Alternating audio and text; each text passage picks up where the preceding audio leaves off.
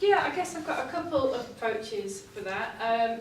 From our point of view with the Creative Industry Finance Programme and Creative United, we are across the whole of England. Yes. So we've actually had experience with Creative United and some of the funding for students, okay, I believe. okay, So yeah. okay, That maybe. That was something else I did in the previous So for us, we're not specifically in a particular region or not.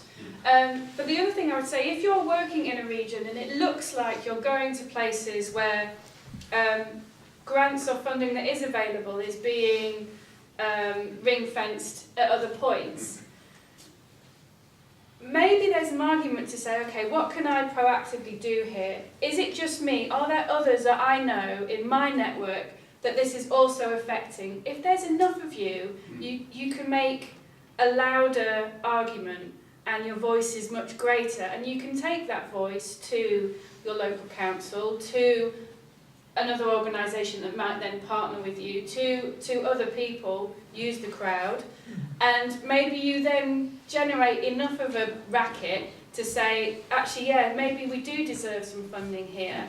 Is there something that I can actually do? Is this an opportunity where something should be done, and am I the person to do it? Because sometimes, you know, just rattling the cage because nothing's happening is not going to actually change the situation. So if you think, yeah, we should have some more attention on what we're doing here, then find a way to articulate that. What's going to happen if the funding does come, and convince someone else? Yeah, Chris, I mean, crowdfunding has no geographical limit. No. The challenge presumably is creating awareness.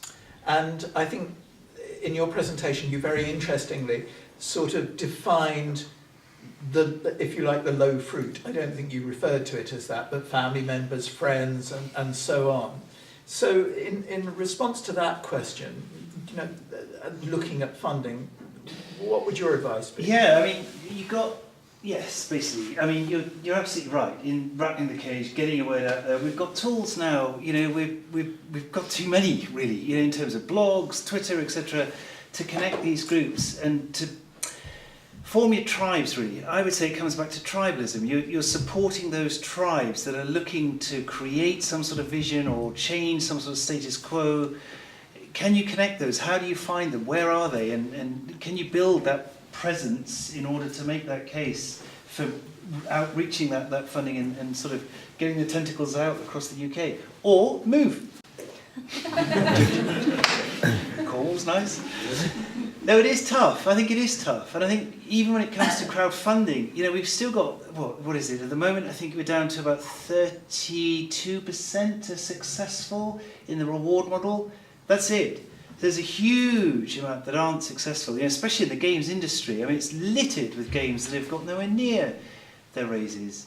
And it is, I think, partly, it's difficult, but it's planning. It's getting those groups connected, it's finding who they are, where they are, and getting that voice heard. I think Sarah's absolutely right. You've got to get out there and get it heard. And it is tough, you know, and you may not feel you're the person to lead that, and maybe you're not. Maybe you should, you know, give that responsibility maybe to others, but at least you're together, at least you're supporting one another and creating that sort of network around those issues.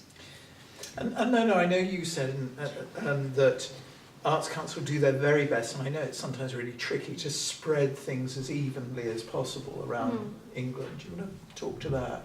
Yeah, I mean, we absolutely do. We have priority areas where we get less grants so grants for the arts is where the majority of our project funding comes from. So we map that really carefully, and we have, every time we sit down to make a decision on a bunch of applications, every week we get all the weekly applications and we sit around the table and we make a decision on what we're going to fund, and we have that list. We've only had one Grants to the Arts application from here, and that one, we've only had one successful one from here. You know, literally town by town. So, you know, we do really carefully balance Grants to the Arts and try and promote and hold events, you know, where we talk about opportunities in places that have got little take-up of Grants to the Arts. But our funds are always offered across the country unless they're in a pilot phase. And that is something that's quite interesting with gaming. So what I have found working in creative media, digital, all of the funding bodies us, Creative England and all the others are really trying to work out where gaming is going and what gaming is at the moment. So what you might be seeing is lots of pilot projects, and that's why they're not England or nationwide at the moment, because gaming has a very kind of sit down, you know, put your game on a specific console and sit in your bedroom and play, or it has an app, or it has a different purpose entirely, be it a health benefit, be it a social impact, be it get something kind of gamifying community events, getting people to play with each other. You know, there's lots and lots of different ways that we're looking at gaming. So I think at the moment everybody's testing those. So I think hopefully, I know at the Arts Council, over the next couple of years, we are going to really look at how we're going to support gaming and what type of games we're going to support, and there'll be some really clear guidance about that, and that will be across the whole of England.